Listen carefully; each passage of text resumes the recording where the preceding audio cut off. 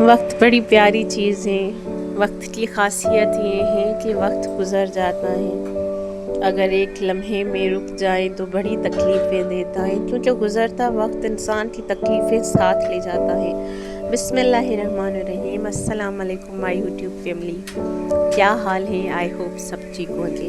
ایک نئی صبح کی شروعات نئی امیدوں، خواہشات اور شکرانے کے ساتھ الحمدللہ آج میری بچی میرے ساتھ اٹھی، نماز ادا کیا اور اب شیف بنی بیٹھی ہیں، خود کے لیے میکرونی بنا رہی ہیں۔ والدین کے لیے سب سے بڑی خوشی کی بات یہ ہے کہ بچے اس کے نقشے قدم پہ چلے۔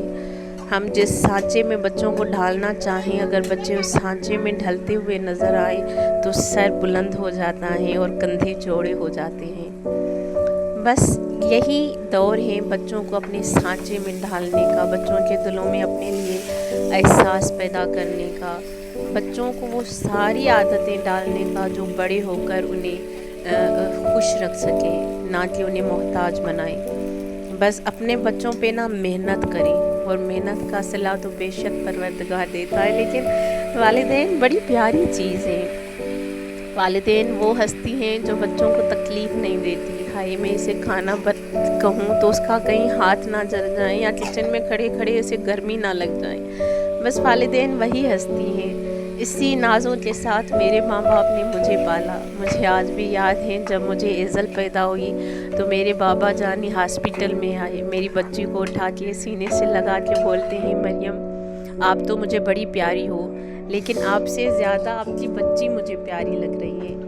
پتہ نہیں کیا کشش ہے رشتوں میں، بچے تو عزیز ہوتے ہیں لیکن جب بچوں کے بچے ہو جائیں تو پھر دنیا میں ان سے زیادہ خوبصورت چیز اور کوئی نہیں لگتی۔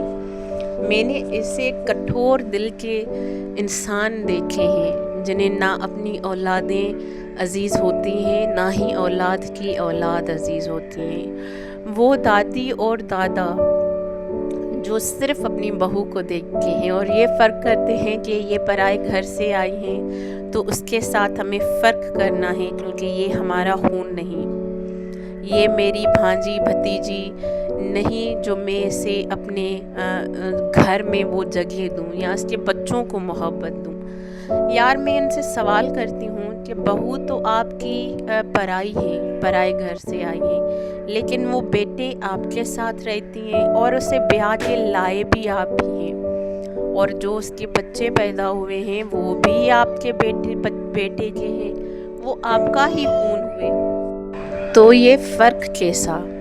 چلے آپ کی بہو آپ کا نہیں کرتی، آپ کی بھابھی آپ کا نہیں کرتی، آپ کے ساتھ آپ کی بہو اور بھابھی فرق کرتے ہیں، تو کمرہ بند کر کے اسے ایک ترازو میں خود کو اور اسے تولے کہ چلو وہ میرا نہیں کرتی جب وہ تنہا ہوتی ہیں، وہ مجھ سے بات نہیں کرتی جب وہ اکیلی ہوتی ہیں، جب اس کا شوہر ساتھ ہوتا ہے تو وہ مجھ سے بات بھی کرتی ہیں، مجھے کھانے پینے کا بھی کہتی ہیں۔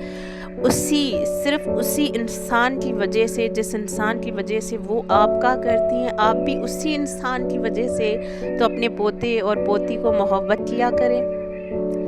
یہ کیسا اصول ہے کہ جو بہو لائے آپ بیاہ کے، وہی بہو آپ کی نظروں میں کھلنے لگی۔ آج کل کے نندے بھابھیوں سے جلی بھنی بیٹھی ہیں، اس پہ تہمت لگانے میں، اس سے جھوٹ بولنے میں ذرا سی دیر نہیں کرتی۔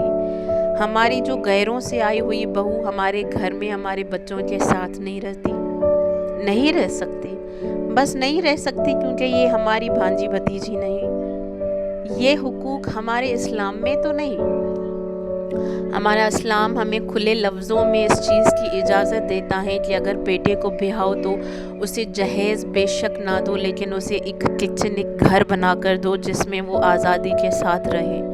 یہ ذلیل کر کے اسے الگ کیوں کیا جاتا ہے؟ جو اپنی بہو ہیں وہ گھر میں چوریاں کریں، ڈاکے ڈالیں، فساد پیدا کریں، فتنے پیدا کریں، لیکن ہیں تو یہ میری بھانجی، ساس بڑے فخر کے ساتھ کہتی ہیں کہ یہ میری بھانجی ہیں تو اس پہ کوئی تہمت نہیں لگائے گا۔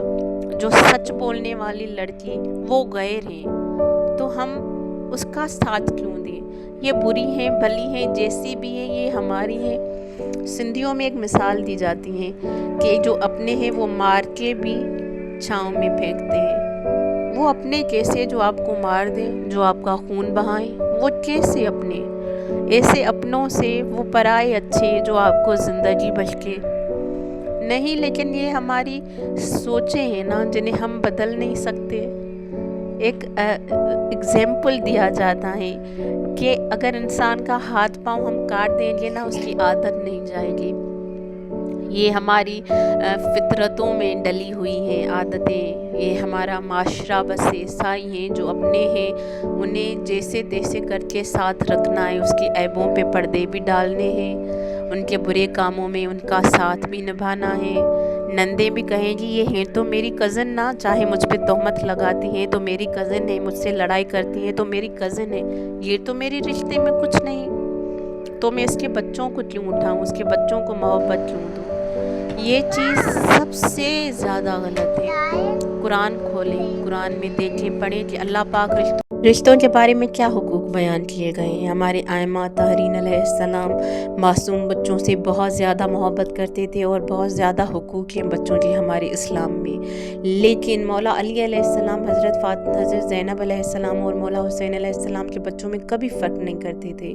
वो जितना अपनी बेटी की औलाद को मोहब्बत करते थे, उस कदर अपने बेटे की औलाद को मोहब्बत करते थे। बेटी बेटे में जब हमारी इस्लाम ने फ़र्क नहीं रखा, तो बेटे की औलाद में सिर्फ हम ये सोच के बच्चों में फ़र्क करें कि ये तो मेरी भांजी भतीजी हैं, इससे इसके बच्चों को ज़्यादा अहमियत देनी है, जो बाहर से आई है इसके बच्चों को अहमियत नहीं देनी। बच्चों का दिल बहुत मासूम होता है। रसूलुल्लाह ने तो हर बच्चे को उठाकर बोसा देने का हुक्म दिया है हमें, तो फिर हम अपने घर के बच्चों का दिल क्यों तोड़ें। बच्चों को नहीं मालूम कि मेरी माँ की अपनी है, सगी है या पराई है। बच्चों को नहीं मालूम कि मेरा दादा मुझसे इतनी मोहब्बत नहीं करता, किसी और से मोहब्बत करता है। ये मासूम बच्चे जाकर कमरों में अपने वालिदैन से सवाल करते होंगे कि मेरा दादा मुझसे मोहब्बत क्यों नहीं करता, फ़लाँ बच्चे से मोहब्बत करता है, मेरी दादी मुझसे मोहब्बत नहीं करती, फ़लाँ बच्चे से मोहब्बत करती है। ये जो फ़र्क है, आपका फ़र्क है सिर्फ़ एक माँ की वजह से, जो आप बच्चों से फ़र्क करते हैं ना,